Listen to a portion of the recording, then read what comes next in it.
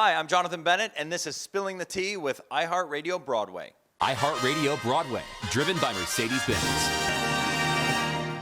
What is my ultimate favorite Broadway show? I would have to say Spamalot because it's the show that I'm currently in. But if it wasn't Spamalot, I would say, Wicked.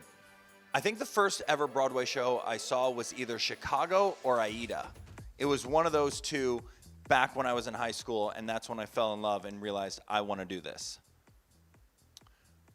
The Broadway show that I'm super excited to see is Water for Elephants because we have so many people in our cast that have friends and family and partners working on the show, and so we're hearing a little bit of the behind-the-scenes tidbits of what's going on, and I hear it's going to be spectacular.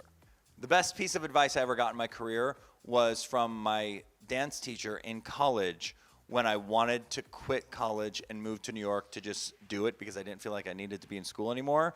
Everyone told me not to quit except for Stella Kane. She looked at me and she goes, "Get out of here, move to New York, and call me when you're famous." And the other night, I had a student from Otterbein, where I went to college, came to the show and was like, "We're from Otterbein," and Stella Kane says hello. So I got to make a video for her in front of my marquee on Broadway saying, "Stella, you said to call you when I was famous on Broadway? Here it is." So it was such a full circle moment.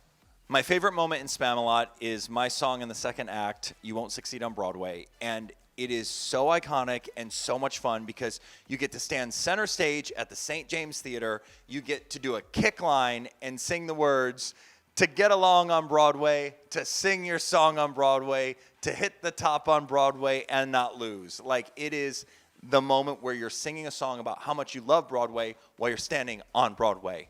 Doesn't get better. If I was a knight searching for my holy grail, my name would be Sir, I'm too old for this. The person in the show that makes me crack up every single night without fail is Alex Brightman, because you never know what Alex Brightman is going to say in Spamalot 8 nights a week.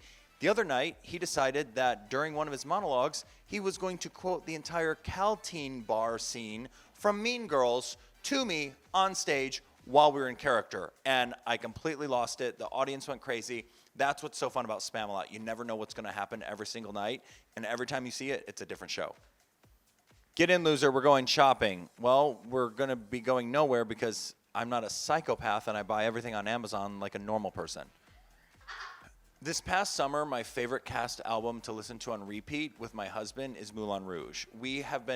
It's like our summer time when we're swimming in the pool, we put it on and we do like the Elephant Love medley and like sing around the pool and dance around. So we're big fans of the Moulin Rouge soundtrack at the moment.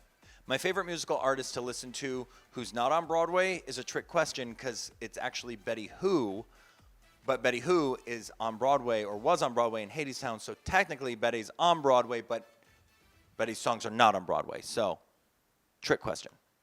iHeartRadio Broadway, driven by Mercedes-Benz.